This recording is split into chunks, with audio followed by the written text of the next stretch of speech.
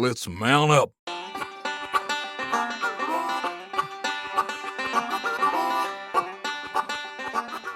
Hey guys, long time no see. I just thought I would make a quick vlog here and talk about some of our plans for this year. So we do have a new member to our family. Our son Vinny was born on December 28th. Unfortunately, he had to go into the NICU right away when he was born, and he was there for about a week with pneumonia. So that was kind of a stressful start to the new year.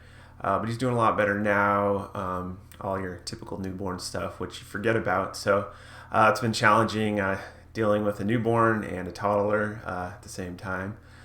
So yeah, we've been pretty tired, but we're working on getting adjusted to that. So it's going to be a little while still before I can actually get to working on projects, just because we barely have time right now just to maintain our house and get meals together and all that kind of stuff. But I have been kind of thinking about it, and we've already talked about some of the stuff that we're hoping to do this year. So one of the things that we'd like to do that we've wanted to do for the past few years is set up like a photo booth kind of a thing. We were originally planning to do it in the garage, but now the shooting gallery is in there. So what we're thinking about doing is setting up basically like a tent outside. I do a lot of research. I like to go through and look at old historic images of like the West and that kind of stuff, and I've got tons and tons of those saved. And a lot of the towns, like the newer towns and some of the smaller towns, you'll see a lot of buildings that are basically just like tents with like a small, like facade on the front. So we're thinking maybe something like that, and then inside we'd have a little setup, like a little backdrop setup with some skeletons in there, and then I've got an old webcam that I bought off eBay a while ago that I might use, or I have an old camera too, but I'm not sure if I can use that.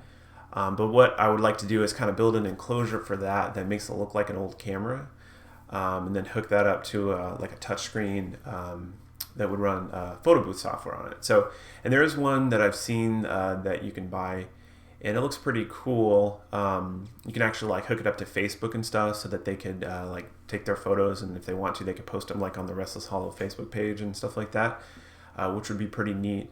The only thing that I'd like to do is I think it'd be cool to try to integrate like a scare into the photo booth. So, maybe it takes like the first two photos normal, and then on the third one, we've got some kind of scare that activates, and then it captures that in the last photo.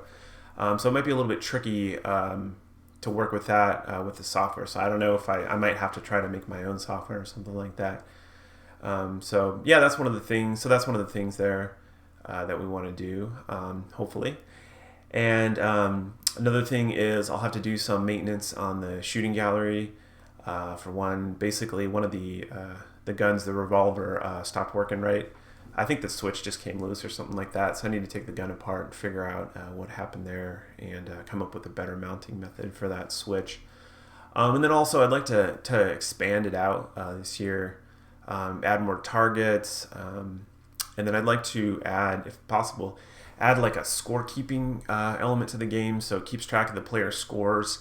And then if I can figure that out, maybe add like a game mode where they're kind of competing against each other. So basically, instead of all of the targets being lit up at once, we would just have one target that lights up, and then they would have to, whoever shoots it first would get the points for it. So it could kind of have like a little game that goes along with it, which I think would be pretty neat. So that's something I'd like to look into, see if I can maybe figure that out. So that would be cool.